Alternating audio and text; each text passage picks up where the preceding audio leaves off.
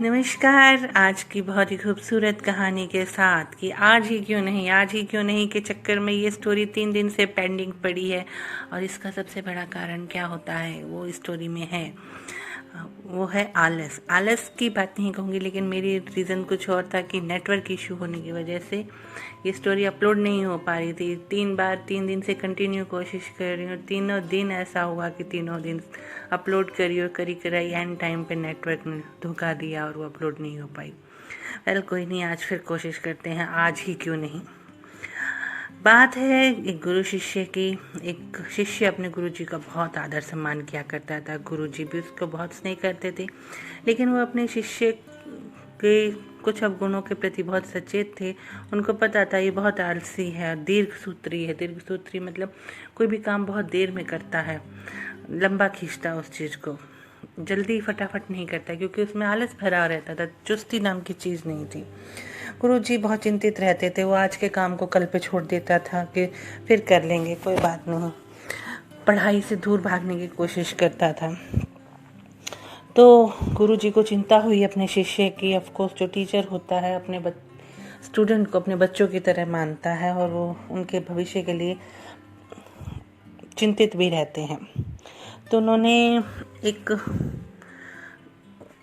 योजना बनाई कि वो अपने इस शिष्य को थोड़ा सा चुस्त बना सकें, आलस के जो अवगुण है उसको समझा सकें। क्योंकि आलस के बहुत सबसे बड़ा अवगुण ये होता है कि वो आदमी को अकर्मणीय मीन्स उसको कर्म ना करने के लिए प्रेरित करता है और उसमें बिल्कुल परफेक्ट बना देता है आलस, कि उसे कर्म ना करना पड़े, बस फल मिलता जाए, कुछ ना करें, बिना परिश्रम के काम हो जाए, निर्णय ना ले सके। ऐसे लोगों की सबसे बड़ी प्रॉब्लम ये होती है कि वो क्विक डिसीजन नहीं ले पाते हैं। क्विक डिसीजन अगर उन्होंने ले भी लिया तो उसको फुलफिल नहीं कर पाते। उसको मतलब काम आपने डिसीजन मेकिंग कर ली, लेकिन उसको रियल लाइफ में जब करने की बारी आती है तो उसमें नहीं कर पाते हैं, कार्यान्वित नहीं कर पाते हैं। और अपने आसपास के पर्यावरण जो हमारी चीज़ें होती हैं उसमें अवसरों को नहीं खोज पाते कि ये अवसर कहाँ है और ये कैसे कर पाएंगे। ये बहुत बड़ी प्रॉब्लम होती है, ये हमारे स्टूडेंट्स में भी होती है। सो उन्होंने एक प्लान बनाया। उन्होंने सोचा कि चलो बच्चे को कुछ सिखाते हैं। और आज जो उन्होंने एक दिन क्या करा कि काले पत्थर का एक टुकड़ा लेकर के उसके हाथ में दिया और उससे कहा कि ये जादुई पत्थर है, 2 दिन तक तुम इसे अपने पास रखो, मैं दूसरे गांव में जा रहा हूँ, इसको संभाल के रखना। जिस भी लोहे की चीज़ कोई टुकड़ा छुएगा वो सोने की चीज़ बन जाएगी। और याद रखना, कल मैं शाम तक आ जाऊँगा और सूर्यास्त से पहले इसको ले लूँगा। शिष्य ने सोचा, अरे वाह, ये तो बहुत ही सुंदर अवसर है, क्यों न इसका फ़ायदा उठाया जाए। लेकिन बात वही आलस की आ गई। पहला दिन तो वो बस ख्याली पुलाव बनाता रहा। अरे मेरे पास इतना सोना हो जाएगा, मैं तो बहुत सुख समृद्धि वाला हो जाऊँगा, बहुत पैसा हो जाएगा, नौकर चाकर, अब तो मुझे एक गिलास पानी भी उठा करके नहीं पीना पड़ेगा, बस मेरे तो वारे न्यारे होने वाले हैं। और करते करते पूरा दिन बिता दिया। सो गया। अगले दिन सुबह उठा कि सोचने लगा कि अभी आज का पूरा दिन है, मैं अभी बाज़ार जाऊंगा, मैं वहाँ से बड़े बड़े लोहे के बर्तन खरीदूंगा, उनको सोने में बदलूंगा। ये भी टाइम उसने सोच लिया कि अभी पूरा दिन पड़ा है, कोई बात नहीं, बाज़ार तो सारा दिन खुला ही रहता है, फिर कर लेंगे। और दोपहर हो गई। दोपहर का खाना खाया और साहब सो गए, क्योंकि सोने की आदत थी, आलसी जो ठहरे। अब आगे क्या होना था? आगे वही होना था जो आलसी लोगों के साथ। आलसी साहब जब सो के उठे तो शाम हो चुकी थी। शाम होते ही उनको याद आया, अरे सोना बनाना था। वो उठे, भागने लगे, मार्केट की तरफ भागे, बाज़ार की तरफ के। उन्होंने तो अभी लोहा भी खरीदना है और फिर उसके बाद सोना बनाना है।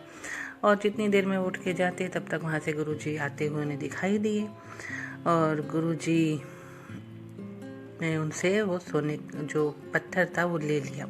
अब वो गुरुजी के बहुत पैर पकड़ रहे थे कि अरे गुरुजी, सिर्फ एक दिन के लिए और दे दीजिए, मैं सोना बना लूँगा, मेरी ज़िंदगी बन जाएगी, ये हो जाएगा, वो हो जाएगा। लेकिन गुरुजी ने उसकी एक नहीं सुनी और उससे 100 पत्थर ले लिया। और इस तरह से उन्होंने अपनी ज़िंदगी का जो बहुत महत्वपूर्ण अपॉर्चुनिटी थी वो खो दी। इस कहानी से शिक्षा क्या मिलती है? शिक्षा वही मिलती है कि भाई काम कीजिए, आलसी आदमी के पास सिर्फ पछताने के अलावा कुछ नहीं रह जाता। शिष्य ने एक सीख बहुत अच्छे से समझ ली, अगर ज़िंदगी में कुछ बनना है तो जो काम मिला है उसका परफेक्ट टाइमिंग अभी है। अभी आप जिस काम को अच्छे से कर सकते हो दोबारा कभी नहीं कर सकते। और उसके बाद वो एक कर्मठ, सजग और सक्रिय व्यक्ति बन गया। मोरल ऑफ द स्टोरी, हर किसी को एक से बढ़कर एक अवसर मिलते हैं लाइफ में, पर कई लोग बस ये सोच के गवा देते हैं कि अभी क्या कर लेंगे फिर कर लेंगे, मैं जितने में हूँ उतने में संतुष्ट हूँ। एक बहुत कॉमन से मैंने बहुत लोगों की सुनी है, जितना है हम उतने में संतुष्ट है, लेकिन जो अपॉर्चुनिटी मिल रही है उसका तो फ़ायदा उठाइए। सफल, सुखी, भाग्यवान, धनी और भाग्यशाली सभी बनना चाहते हैं, लेकिन आलस को नहीं त्यागना चाहते।